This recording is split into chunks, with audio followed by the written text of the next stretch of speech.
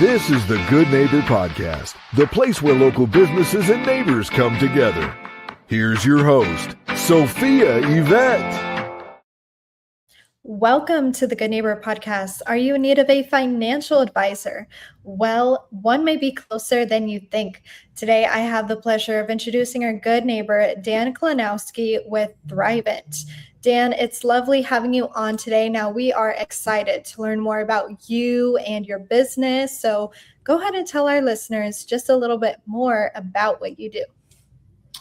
Well, it's a pleasure to be here. Thank you, Sophia. I am a local representative of a national company. So Thrivent is headquartered in Minneapolis, but it is all around the country. And I am someone who locally serves as an advisor, educating people on the options they have when it comes to money, helping them set goals as to what they'd like to accomplish with it, and applying my knowledge to bridge the gap as to how to get there. So my knowledge is in anything from stocks and bonds to long-term investing for retirement to protecting what you already have with personal insurance.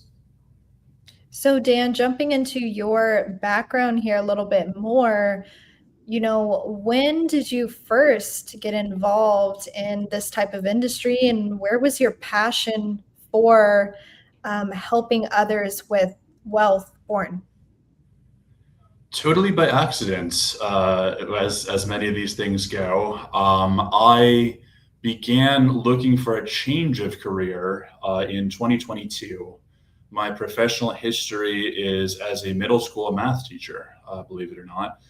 And so I began seeing and exploring how can I take what I've learned in the classroom, goal setting, mentorship, leadership of my fellow humans, and apply that in a new way. I got a LinkedIn message from the man who would eventually become my first boss here at Thrivent the day after my birthday, December 5th of 22. He said, "I think you should consider becoming a financial advisor." And that had never crossed my mind. He said, "Let's schedule an interview. I'll tell you why I think it's a good idea." He was right. Long story short, the same skills of goal setting and positive leadership and mentorship apply to this new career. I'm someone who is able to listen carefully to what people need and apply what I know of the industry, what I know of investing to plot a path forward for them. Wow. Now, today, because you've acquired so much knowledge, what is that number one misconception you face on the day-to-day in your industry? The biggest misconception is that there's a certain level of wealth one must reach before they begin working with a financial planner. Everyone's got a line of scrimmage and everyone's got a goalpost, to use a football analogy here. And my job is not necessarily to work with, the Rockefellers and Vanderbilts of the world, but my purpose is to empower the next step, whatever that is. For some people, it's as simple as, I ran up a bunch of credit card debt. I wasn't so good in my 20s and early 30s. Now I need a plan to get myself out of that. Great. If that's where you're starting, then that's where we'll start. On the other end of the spectrum, I see and counsel people who are already in retirement and now they're looking to protect what they've saved up, make it last for their entire lifetime, and also pass it on in a meaningful way to their heirs and to the organizations around town they care about. I love that. Now we're going to go ahead and switch gears here for a second. Now we do know that marketing is the heart of every business. So ideally, who is your ideal client and how are you reaching them? Yeah. That's a double-bladed question. Anyone who has a heart to grow their relationship to money is a good candidate for a 10-minute conversation with me and my team. We can always take that 10 minutes and develop it into something broader and more comprehensive. But there are a couple of demographics that I tend to get along with really, really well. Number one is nonprofit professionals, people who have been working in the 501c3 industry for a long time, who have seen organizations grow and develop. Number two is educators, my own professional history. And number three is clergy, since Thrivent is a company that was founded as a mission of the church back in the early 20th century. And so these three tend to be, folks who are really driven, who don't miss the forest for the trees, who say, why not?